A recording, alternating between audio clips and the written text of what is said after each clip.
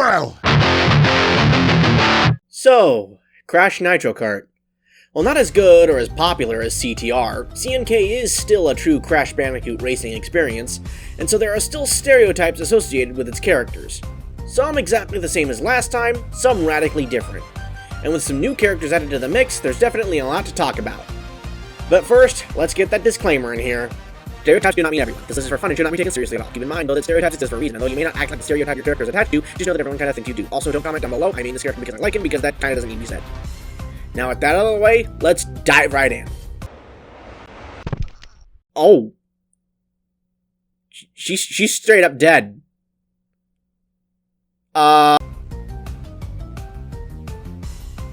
Crash Bandicoot has almost the exact same stereotypes as in CTR.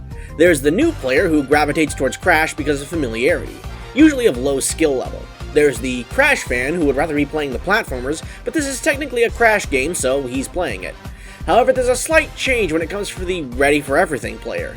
You see, there are no jack-of-all-stats characters anymore, so Crash has the acceleration stats.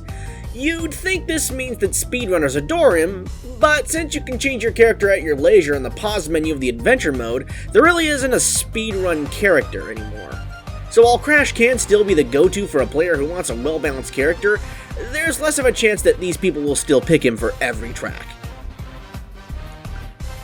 Poor Coco. Since Crash is the intermediate character of Team Bandicoot, Coco got shoehorned into the beginner category, meaning that she has excellent turning but crappy speed and acceleration. Meaning that her status as the speedrun character has officially been dropped, dropping any pull she had with the competitive crowd. Good news is that she now attracts beginners who are just learning the ropes. Expect these people not to boost or power slide in any way, and expect frequent questions of, how did you do that, when faced with an experienced player? There's also the other type of Coco main, but we don't... hold on a sec.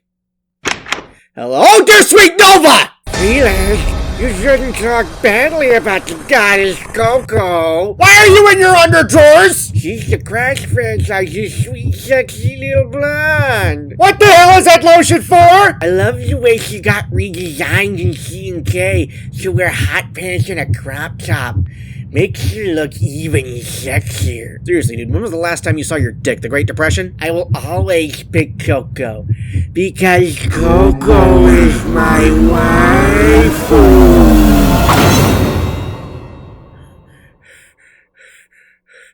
Wait, I don't have a door. What the hell just happened? Ah yes, the latest addition to Team Bandicoot, Crunch. Crunch is chosen by cool, competitive dudes who are actually pretty chill. These guys value good competition but won't go absolutely nuts over a loss. This is due to Crunch's high-energy personality and competitive nature, but due to his role as a good guy, some good sportsmanship is thrown in there. Essentially, Crunch mains are the new Dingo Dial mains. Why didn't they choose Dingo Dial? We'll get to that later. Fake Crash is essentially Crash with green pants and a doofier voice. So my only guess as to a stereotype would be those that really love stupid humor. This is the kind of guy who watches Family Guy funny compilations despite the fact that they often cut out much needed context and punchlines. He's the guy who watches Crash make armpit noises in CTTR and laughs his head off. He's the kind of guy who laughs at redneck jokes. Or he could be a Crash main who couldn't pick Crash, so what do I know? As for skill level, it takes chaining 50 boosts with Team Cortex to unlock him, so they know their way around CNK's version of the reserve system to be sure. Neo Cortex players are like Crash players, except more competitive and introverted. They will bring their A game when it comes to racing and can put up a decent fight. Losing can make them upset, but they'll most likely keep it to themselves. Expect them not to engage in conversation and not even trash talk. Social interaction can make these people uncomfortable. Just give them their space and occasionally ask if they want to join the group.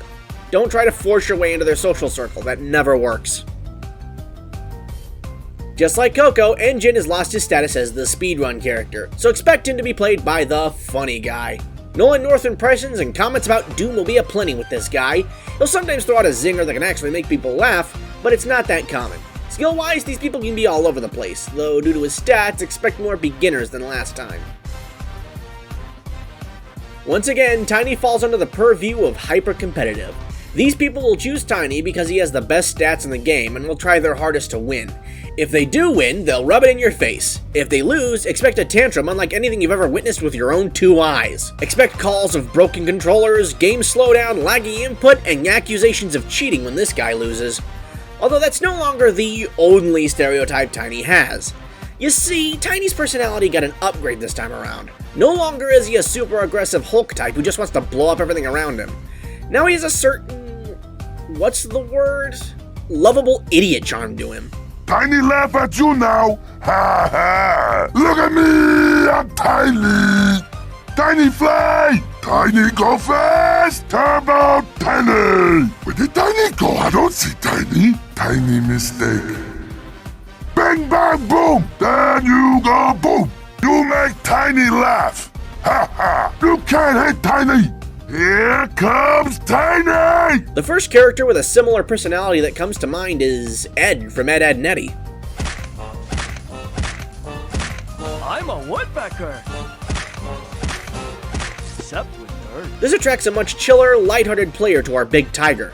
Want to know which one you're dealing with? Check the skill level. If they're really good, it's most likely they're a hyper-competitive douche. If they're more casual, it's likely they're more chill. Once again, the good old Time Doctor is hidden behind the time trial mode, so unlocking him does take a fair amount of skill. These people most likely know the tracks inside and out and have little trouble navigating them. Just like last time, these people are mostly silent, win or lose. Expect a good fight nonetheless. Okay, who let the malnourished xenomorph on the track? What? Wait, that's supposed to be Oxide? Oh hell, hold on. And that's why I, Nitrous Oxide, would make a better president than that goon you have right now. President? Oh, hold on, I gotta take this. Hello? Yeah, hey, Oxide, it's me, Freelance. Oh, hello, Freelance. What can the fastest racer in the galaxy do for you? Okay, I was just wondering, what was with your appearance in Nitro Kart? Oh, that? I didn't appear in Nitro Kart. You didn't? No! When they told me that fat tub of lard Velo was getting top billing as the main villain, I flat out refused.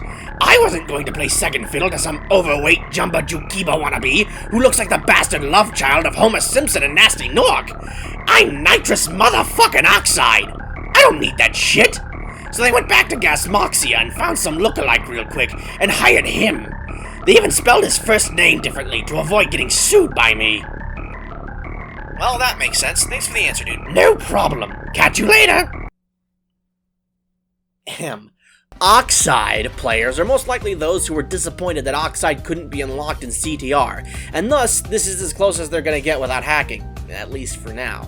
In the meantime, this does mean that Oxide players are CTR veterans who most likely know the ins and outs of the boost system, so expect at least decent competition from these guys.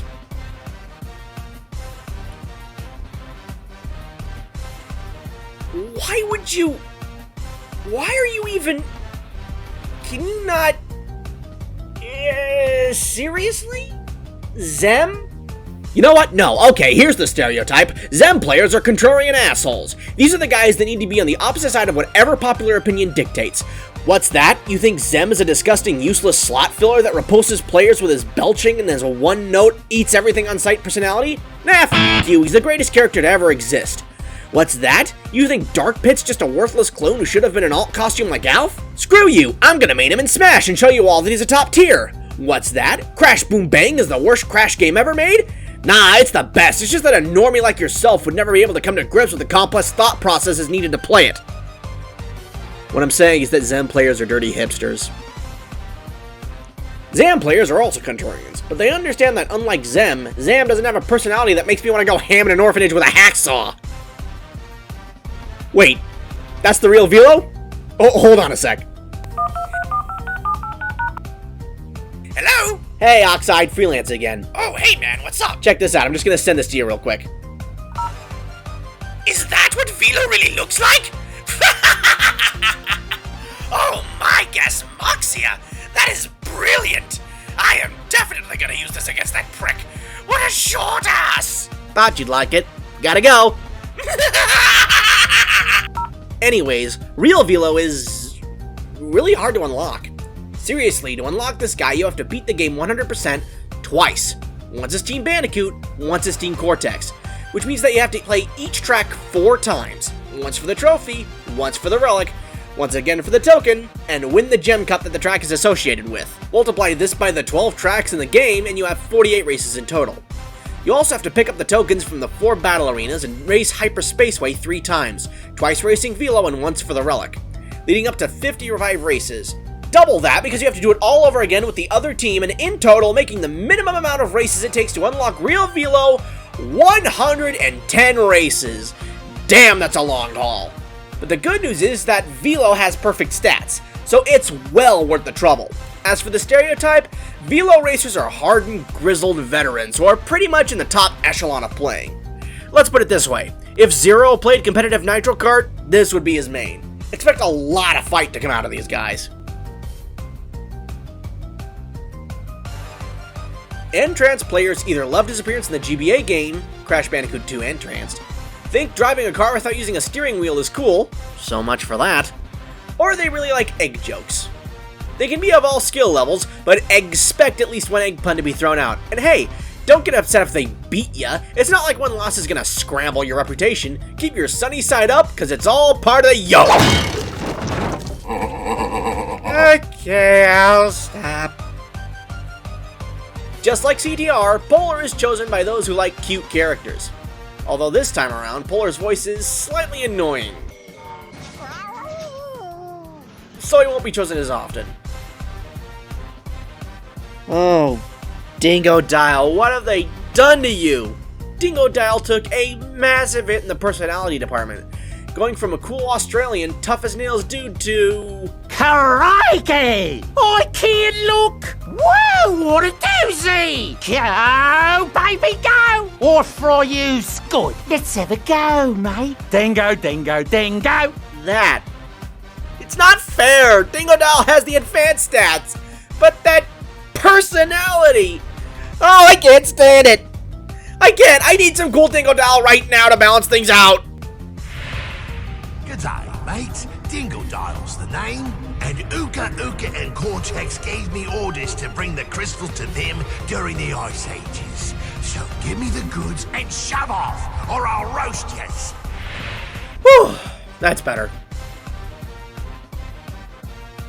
Purah is used by cat people, although you can only unlock him through chaining 50 boosts with Team Bandicoot, so anyone using him is at least skilled. Oh, and just like Polar, Purah also got an annoying voice.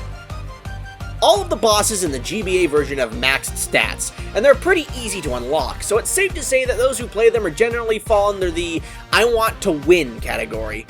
For the smaller differences, Krunk players are the old Papu Papu players, as Krunk is very similar to Papu, so expect a more jovial attitude. Nash is a freaking shark, so expect hyper-competitiveness from these guys. Little Norm players are more reserved, while Big Norm players enjoy trash talk, but can take a loss. It's all about the fun for these guys. Geary players like robots and can make calculated moves through tracks, although they will often make neat freak jokes. And fake Velo players will often mimic Velo's accent while racing. And they'll also wonder why he's driving an Oxide cart. Seriously, what the hell is that? That is weird. All of these players are at least decent at the game, and take full advantage of the stats their characters have. You're a Spyro fan. Literally, the only reason you got this game was because Spyro was in it. Which is weird. I've noticed that the Crash Spyro fandom friendship is almost a one-way street. Crash fans seem to really like Spyro in his games, but it almost seems that if Spyro fans are either disinterested or flat out hate Crash Bandicoot.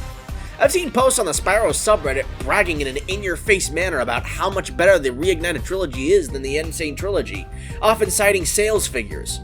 Although it could be just another case of vocal minority, I just don't understand how Spyro fans can feel either indifferent or flat out loathe Crash. It almost seems backwards to me. Thanks for watching! If you like what you saw, go ahead and subscribe and ring the bell. It'll take you 2 seconds and can only benefit you. Also, go follow my Twitter for updates to the channel, news on future projects, and the occasional meme. If you want more freelance now, then go check out my CTR Stereotypes video. It's the prequel to this one. Thanks, and I can't wait for Nitro Fueled. And no, I'm not doing a CTTR Stereotypes video. At least not anytime soon.